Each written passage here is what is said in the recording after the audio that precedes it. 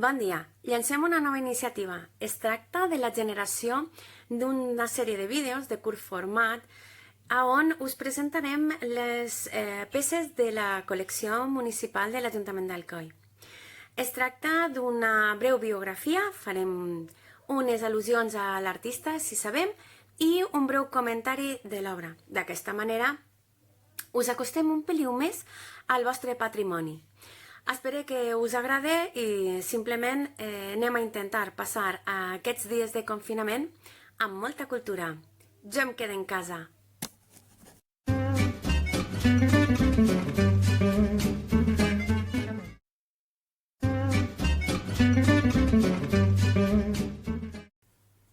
Bon dia. Us presentem la peça El desvetllar d'un infant, de Maria Antònia de Bañuelos Zornig. Maria Antònia de Bañuelos naixerà a Roma el 1855, per fer una breu biografia, i morirà a Bournemouth el 1921. Serà la segona condessa de Bañuelos i tercera marquesa de Sant Carles. Es formarà a París al costat del pintor rococó Charles Joshua Chaplin.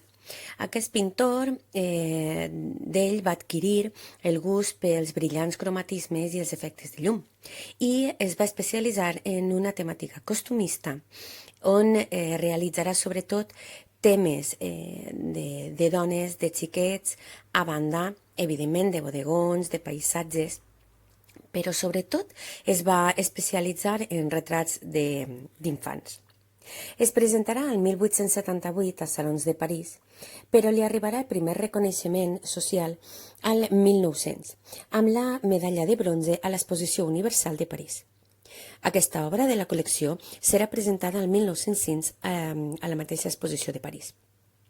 Ho sabem perquè a la part posterior de la nostra peça apareix una etiqueta que seria la identificació pròpia del pavelló de l'exposició. Aquesta peça es tracta d'un oli sobre llenç i medeix 61 centímetres d'alt per 101 centímetres d'ample. L'obra presenta el moment del desvetllar d'un infant. La mirada, la capacitat de captació d'aquest breu instant es transmet amb afortunada claredat. Què destacaria jo? Doncs, en primer lloc, la gran habilitat tècnica a presentar els cabells arrinxolats, aquesta pinzellada breu i ràpida, però precisa, i la mirada, el somriure.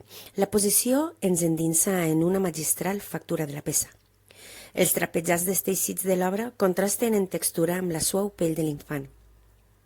Dos elements clars que marquen la diferència a través del suau tractament de la fina pell del xiquet. Per a que l'obra guanye i s'enfatitze el conjunt, s'utilitza una sèrie de teles en color carmesí que col·loca a la part inferior i que funciona com a marc. En conclusió, aquesta artista va ser una dama de l'alta noblesa fora del comú. Es presenta aquesta peça realitzada a la fi del segle XIX, data de 1890, i és una mostra de la seva producció i de l'academicisme del moment. Espero que hàgiu gaudit i que aquesta peça siga realment del vostre gust. Anirem penjant altres vídeos. Que passeu un molt bon dia i intentem posar, com sempre, la cultura al vostre abast.